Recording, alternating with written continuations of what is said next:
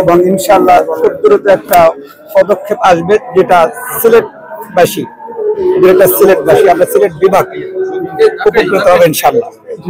আমাদের যে রাস্তার কাজ যেটা, সেটা আপনারা দেখছেন, রাস্তার কাজের যে ধীরগতি ছিল সেটা এখন দ্রুত গতিতে এগোচ্ছে।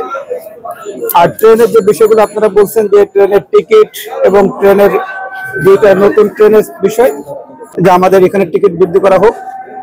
আজকে সরাসরি আবার কথা বলবো ঊর্ধ্বতন কর্তৃপক্ষের সাথে, ইনশাআল্লাহ একটা আশা করা যায় যে একটা সলিউশন হবে ইনশাআল্লাহ।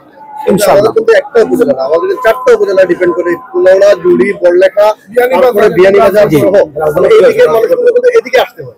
এখান থেকে লাতু ছিল জংশন, যেহেতু লাতু ছিল, লাতুটা বন্ধ, সেই কারণে বাস যুগে এদিকে আইসা এখান থেকে ট্রেনে উঠতে হয়।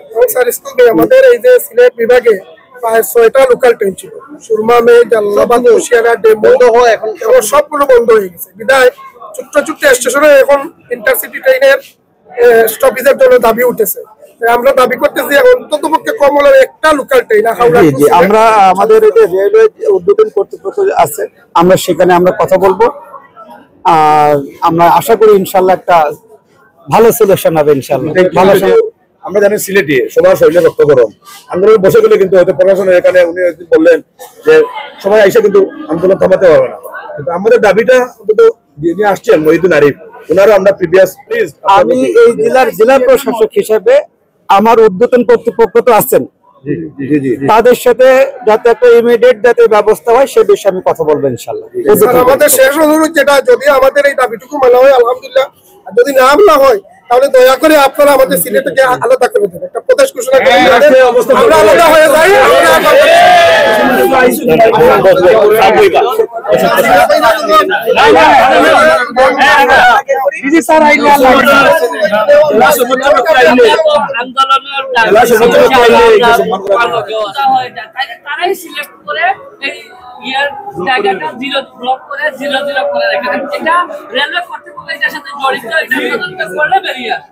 সিলেটবাসীর প্রাণের যে 8টি দাবি, 8টি দাবির লক্ষ্যে কিন্তু আমি এই অনশনে বসেছিলাম। আমাদের মাননীয় ডিসি মহোদয় এসে আমার অনশনে তিনি যে আশ্বাস দিয়েছেন, এই আশ্বাসে কিন্তু আমি এই অনশন ভেঙেছি। এই দাবিগুলো না মানা হয় তাহলে আমি কিন্তু আবারও অনশনে বসবো। আমরা জুরাজের দ্বারা যারা আছে তারা আবারও অনশনে বসবো। আপনি কি মেসেজ দিতে চাচ্ছেন?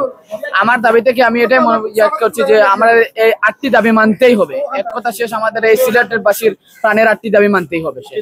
8টি দাবি হচ্ছে সিলেট ঢাকা, সিলেট কক্সবাজার রেলপথে স্পেশাল ট্রেন চালু, আখাউড়া সিলেট রেলপথ সংস্কার ও ডুয়াল গেজ ডাবল লাইনে উন্নীতকরণ, আখাউড়া সিলেট সেকশনে একটি লোকাল ট্রেন চালু, আখাউড়া সিলেট সেকশনে সকল বন্ধ স্টেশন চালু, কুলাউড়া জংশন স্টেশনে বরাদ্দকৃত আসন সংখ্যা বৃদ্ধি, সিলেট ঢাকাগামী আন্তনগর কালনী ও পারাবত ট্রেনের আজবপুরের পর ঢাকা অভিমুখী সকল স্টেশনের যাত্রা বিরতি প্রত্যাহার, সিলেটের সাথে চলাচলকারী ট্রেনের শিডিউল বিপর্যয় রোধে ত্রুটিমুক্ত ইঞ্জিন যুক্ত করা, যাত্রীদের চাহিদা অনুপাতে প্রতিটি ট্রেনে অতিরিক্ত বগি সংযোজন করা। এই হচ্ছে আমাদের সিলেটবাসীর প্রাণের 8টি দাবি। প্রতিবাদে ও 8 দফা দাবি বাস্তবায়নের জন্য আগামী 1 নভেম্বর 30 তারিখের মধ্যে দাবি দেওয়া পূরণ না হলে 1 নভেম্বর বৃহত্তর সিলেট বিভাগের সকল রেলপথ অবরোধ এবং লাল ঝান্ডা উত্তোলন।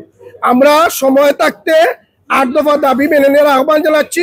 যদি 8 দফা না মানা হয়, 8 দফা থেকে আমরা 1 দফায় চলে আসবো, আর সেই 1 দফা হবে সিলেট আলাদা রাষ্ট্র হবে, আলাদা প্রদেশ। আমাদের আন্দোলন সঠিক, একটি রানা আজকে মাঠে নেমেছে। আগামী 1 তারিখের মধ্যে যদি সমাধান না হয় তাহলে হাজারো রানা, লক্ষ রানার পদচারণা এই স্টেশন তথা সিলেট বিভাগের সকল স্টেশনে অবস্থান ধর্মঘট পালন করা হবে।